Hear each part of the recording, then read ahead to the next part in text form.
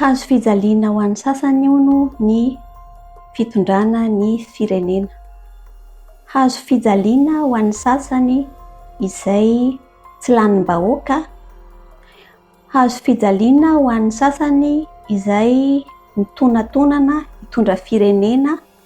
Tsy nisy niteny anazy hoe raiso ny fitondrana fa izy no nitonantonana hiakatra teo.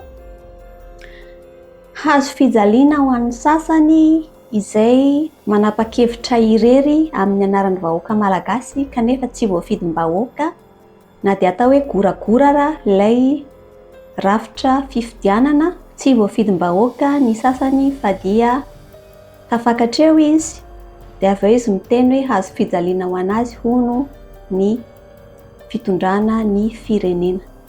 Fa ny vandrafitra no notakiana teny an-kianja, lasa fanavaozana izy ankehitriny satria hono hoe ao anatin'ny fanavaozana ny fanovan-drafitra. Efa misy mahateny mihitsy ara zao hoe izahay nitaky fanavaozana teny an-kianja, any anaty commentaire any ny pomba n'ity fitondrana fanavaozana ity. Ny zavatra tiako lazaina amintsika mpanaraka fotsiny dia aza manaiky rebirebena amin'izany resaka hazo fijaliana izany. Rehefa misy olona miteny hoe mijaly izy manao ny asa izay tsy nanirahana anazy, dia ny fahendrena aminy dia miala teo izy.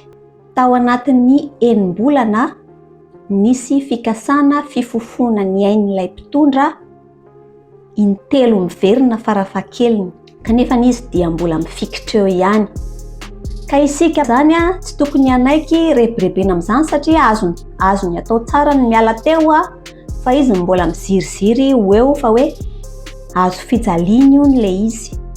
Fa nga nisy niteny anazy hoe raiso le hazo fijaliana. Eritrereto hoe misy olona anankiray mitony tena hoe taty hoentiko ny sakosinao. Rehefa afaka 2 metatra na 2 metatra dia miteny izy hoe mapesatra be zany sakosinao zany, dia mitombina ve zany? Izy ihany no nitsotsotso nanapa-kevitra irery hoe etaty entiko ny sakosinao. Dia rehefa avy eo izy menimenina hoe mavesatra le sakosy. Fa nga nisy niteny anazy hoe raiso le izy, fa izy no nanapa-kevitra andray ale izy. Rehefa manapa-kevitra dia tamotesina hatramin'ny farany ny vokany. Fa tsy rehefa avy eo vao mitaditady excuse hoe hazo fijaliana nomeny Jesosy anaty ka dia zakaiko. Ny hazo fijaliana Jesosy Kristy dia nomeny olona anazy. Ny hazo fijaliana Jesosy Kristy dia ny olona mihitsy no nanapaka hoe ampibabeo hazo fijaliana io olona io. Fa tsy Jesosy Kristy akory no nandeha niteny an'ilay olona hoe etaty etiko ilay hazo fijaliana. Tsy mitombina mihitsy zany raha ohatra ka ny kristianina no resahana ka hoe hazo fijaliana tsy nisy naniry anao andray dia ianao mandraindray anazy dia avy eo ianao no miteny hoe hazo fijaliana ity misy mifofony aiko. Ny hazo fijaliana Jesosy Kristy dia ny olona mihitsy no niteny hoe omeo anay barabasy fa omboy le io. Fa nga nisy vahoaka malagasy nifidy anao hitondra ny firenena io, ka avy eo ianao miteny hoe raisiko ny hazo fijaliana satria sitrapon'Andriamanitra, avezana sitrapon'Andriamanitra. Fa nga tsy isika foana no miteny hoe sitrapon'ny vahoaka, sitrapon'Andriamanitra. Tsy dia mitombina loatra aloha zany rehefa ohatra ka vahoaka adala le izy fa isika no miteny an'izany hoe sitrapon-bahoaka, sitrapon'Andriamanitra. Mba azontsika saina ve le sary teny resahako eto?